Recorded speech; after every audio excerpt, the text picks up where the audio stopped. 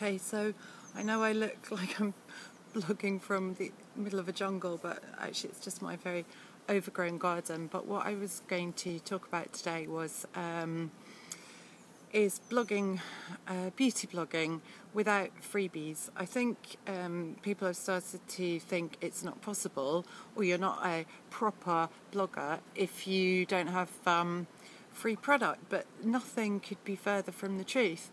And if you go back to when blogging first got really popular, nobody was getting free product. They were all blogging about what they already had or what they liked, or new trends, experimenting with makeup. And I think it was all a bit more exciting then than it is now. And sometimes I don't think it does any harm to think outside the box and go, okay, so what content can I create without relying on free samples? So one thing I always suggest that everybody does is, whenever you're in a department store or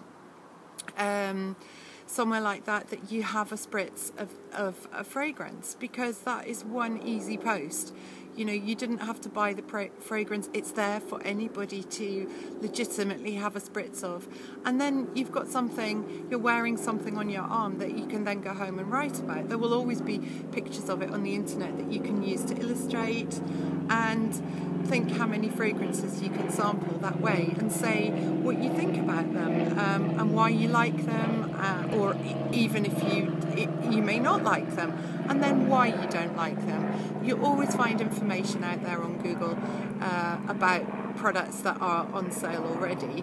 So you can use your information. If there's something you recognise in it and you think it's really beautiful, have a look at the ingredient listing online and try and identify what that is, so that you know that that's the product that you really like. It's also worth having a look at things like the perfume shop online and looking at fragrances and thinking, yeah, actually that would be a really good one to have a try of next time I'm out and about, or whatever. And better still, if they've got little samplers, which sometimes they still do, you can always ask and say, do you have one that I could take home to try?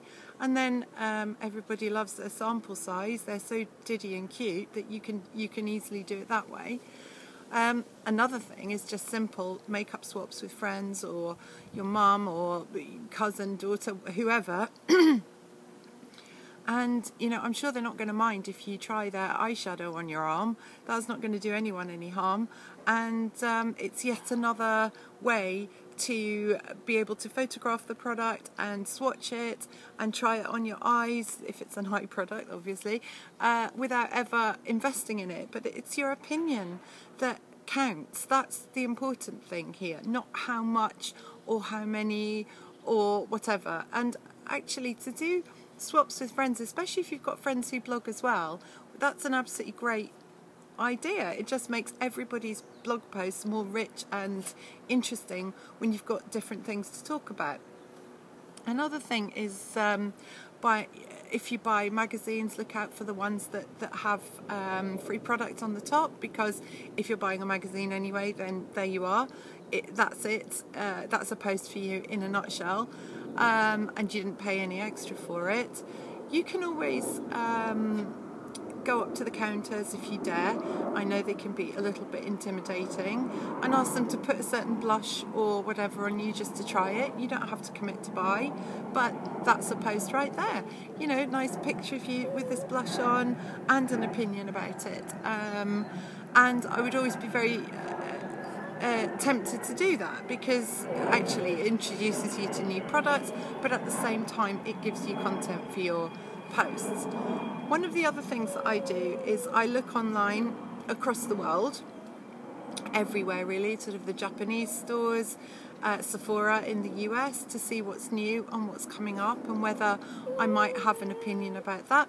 You don't have to rely on physically having stuff to have a view on what you think about cellulite reducing creams, or I've done a lot of posts about the fact I don't like the names that Rodial and Bliss give their cellulite products, Fat Girl Slim, size 0, all that kind of thing. You can have a view on that, and that is an interesting thing to write about. It's not so dependent on physically having the product.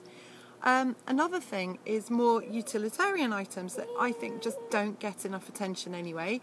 If you find a really brilliant 99p shampoo, tell everyone about it. That's really useful for everyone to know. Great budget buys are always going to be interesting for people to read about. So it might be just in your weekly shop, stock up on shampoo or conditioner, things, have a go at things you haven't actually tried before but you actually need, and do a post about those. So anyway, I hope that has given you some ideas about things that you can post about. I know it looks like everybody gets free product, but really they don't, and it is a question of being inventive and just thinking at, taking it back to basics, taking blogging back to how it always was. It was about a love of beauty products, makeup, skincare, and blogging about what you already have. So good luck, and I hope that was helpful.